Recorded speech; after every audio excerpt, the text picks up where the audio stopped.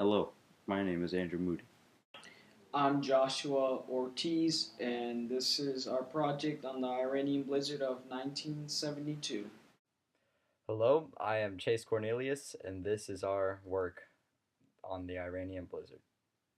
The best way to adapt to a blizzard is basically preparing for a blizzard because we can't stop a blizzard, so the only thing we can do is prepare for one. To prepare for one, you're going to need canned foods, bottled waters, flashlights, heating fuel, and blankets with batteries. And with those batteries, you're going to use them to power up a radio so we can hear the weather forecast and for emergency use too. And then we're going to want to have a first aid kit and a shovel to shovel up snow.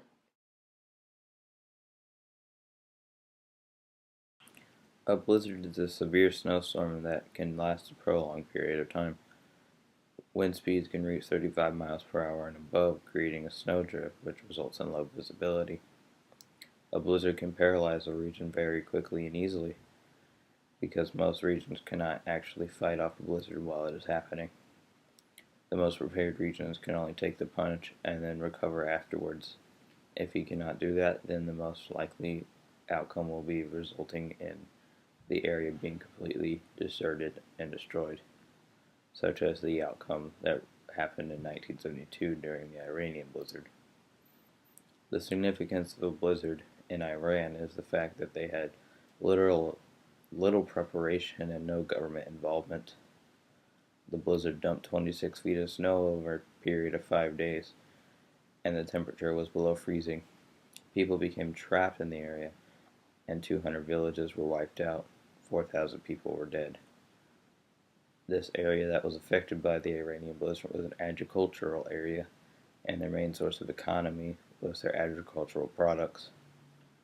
The area could no longer be used for agricultural purposes because the soil was wiped out due to the snow and the flooding that resulted after the blizzard had occurred.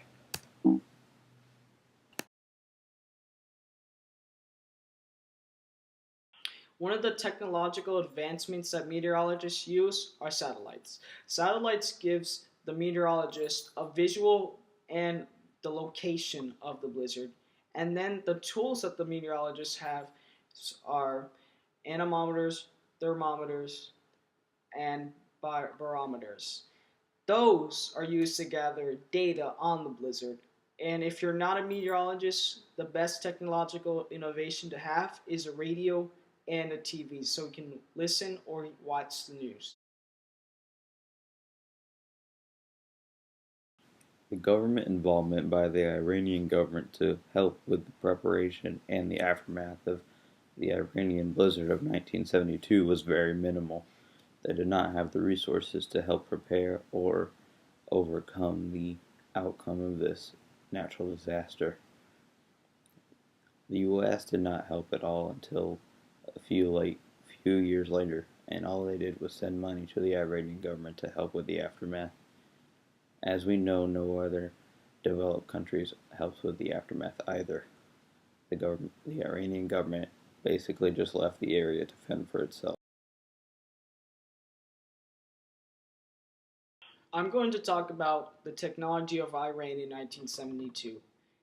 In 1972, Iran didn't have a lot of technology, and I bet they still don't have a lot of technology because in 1972 they still lived in villages with cheap homes that really weren't the best for a blizzard.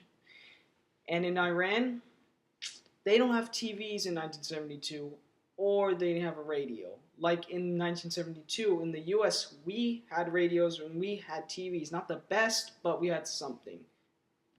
The economy of Iran in 1972 before the Iranian Blizzard was bad because it was a poor developing country. And also in the 1972s, they were still having some political strifes. And after the blizzard, they were so poor they didn't do anything to help the impact of the blizzard.